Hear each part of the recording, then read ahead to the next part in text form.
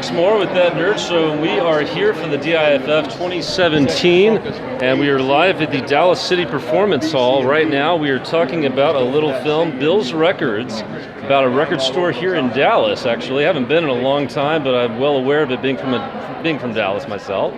And joined by Emily Tolan, the editor, and Chuck Przybyl, the director, and of course Bill Wisener, the subject of the documentary. 9.5 minutes. Right away, Mr. Wisener, the first thing I want to ask is, this is an ongoing debate for us on That Nerd Show. Is it Beatles or is it Rolling Stones? It's what about it? I mean, what's the question? The Beatles. Well, John Lennon okay. in particular. And me being a Billy Joel fan, I absolutely love the Beatles and love John Lennon because that was his inspiration, as I understand it. All right, so Mr. Przybyl, I want to know exactly what got you interested in this as a documentary to begin with. Well, you know, I visit different record stores, and I went and visited Bill, and I loved his store. I loved talking to him. He had all these great stories to tell me, and I thought about, talking to him more over the months, and I knew I was going back to Dallas, and so I thought I'd call him up, and we really hit it off. We talked on the phone for a couple hours. We recorded, 8 hours of interviews or something crazy like that. I don't know about 8. No, it was. He would spend almost 8 hours in there a couple of days. Yeah. Well, a bit longer. Yeah. It's hard not to, to love Bill. So. Well, I love you.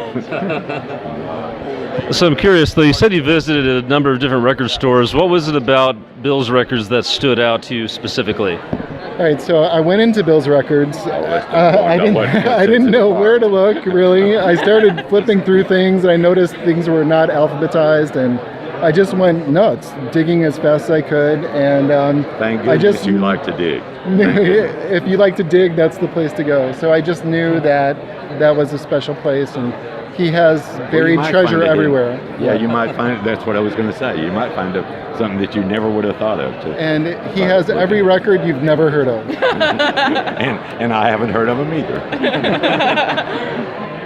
Now over to you, Ms. Tolan. I know with documentaries you always have a lot of good material, and the biggest challenge is paring it down to the best stuff and making it into a film. What was it like for this one exactly? Tough, very tough. But I mean, you just have to figure out what your arc is and kind of where you want the story to go, and just finding that final note and direction to hit it. So once you figure out the arc, you got it.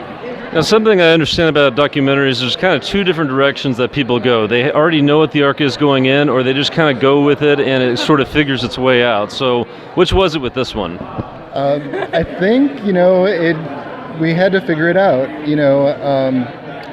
Bill's part of the bigger culture of records, but he's not really experiencing the same resurgence that a lot of the other record stores are.